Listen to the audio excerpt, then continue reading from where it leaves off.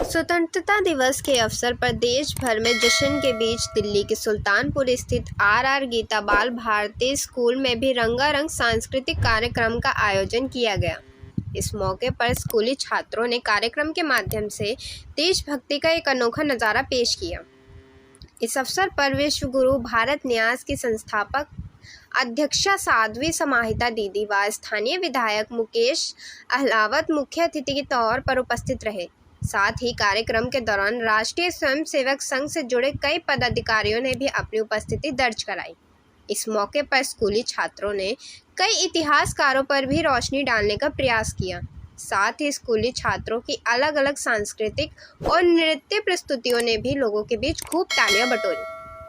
कार्यक्रम के दौरान स्थानीय विधायक मुकेश अहलावत ने बच्चों द्वारा पेश की गई प्रस्तुतियों की जमकर सराहना की। इस मौके पर मुख्य अतिथि साध्वी समाहिता दीदी ने बच्चों के समग्र विकास और उनके अंदर दिए जाने वाले संस्कारों की बात की। अन्य अतिथियों ने भी स्कूली छात्रों की इस प्रतिभा की जमकर तारीफ की। इसके अलावा स्कूली छात्रों के इस प्रतिभा को लेकर शिक्षकों के प्रयास को भी बधाइयों का पात्र बताया।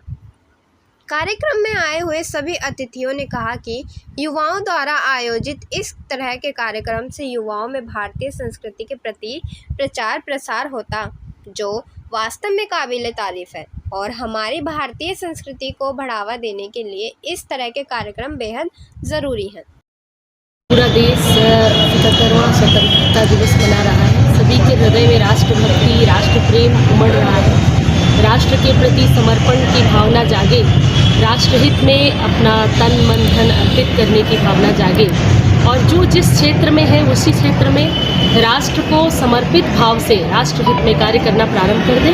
यही सही उन वीरों के लिए सही कुर्बानी होगी, सही जो है हमारा अनुदान है कि हम कुछ ऐसा करें कि जो राष्ट्रहित में हो। हम अपना समय वहाँ लगाएं, हम अपना धन लगाएं या अपनी प्रबुद्धता, अपनी योग्यता से हम राष्ट्र को ऊपर उठाने और राष्ट्र निर्माण में अपना बच्चे जब छोटे छोटे एक्ट करते हैं या छोटे छोटे ऐसे एकांकी प्रस्तुत करते हैं गीतों के माध्यम से, नृत्य नाटिका के माध्यम से, तो उनके भीतर कहीं न कहीं वो जज्बा, जो देशभक्ति का जज्बा है, वो पैदा होता है।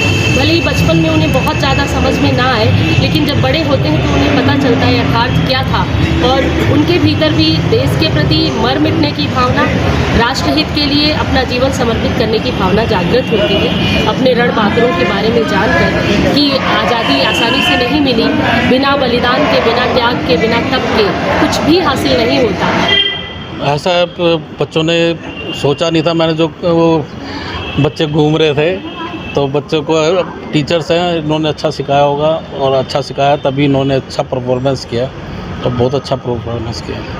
1947 में कहते हैं स्वतंत्र हुए, जबकि 1857 में स्वतंत्र हो जाना चाहिए। 90 वर्ष बाद स्वतंत्र हुए और कितने स्वतंत्र हुए ये हमें देखने में आता है कि हमारा कितना तंत्र है। अच्छा, ये भी कहते हैं कि हम गुलाम रहे, और मैं तो कहता हूँ कि हम गुलाम कभी रहे भी नहीं। हाँ, हमारे यहाँ पर कुछ लुटेरे आए, कुछ उन्होंने अपनी व्यवस्थाएं लागू की, फिर अंग्रेज आए, उन्होंने हमारे यहाँ पर व्यापार करने के लिए आए, लेकिन उन्होंने अपनी व्यवस्थाएं कुछ लागू की, लेकिन हमारा तंत्र तब भी चलता रहा। और ठीक है कि हम जो है 47 के बाद एक वो खुली हवा में श्वास लेने लग गए। जिस प्रकार का वातावरण चाहिए था तो उस प्रकार का वातावरण हमें 47 के बाद मिला। हम अपनी बात करने लगे, अपनी बात कहने लगे।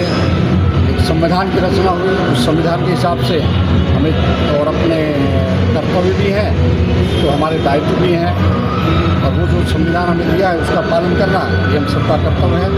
बड़े हर्षोल्लास से अभी स्वतंत्रता दिवस मना रहे हैं। ये पर्व हम इसीलिए मनाते हैं कि वो उनमें देशभक्ति की भावना जागृत रहे, उनमें वो ये ना भूलें कि जो ये स्वतंत्रता हमें मिली है इसमें कितने लोगों का बलिदान हुआ है।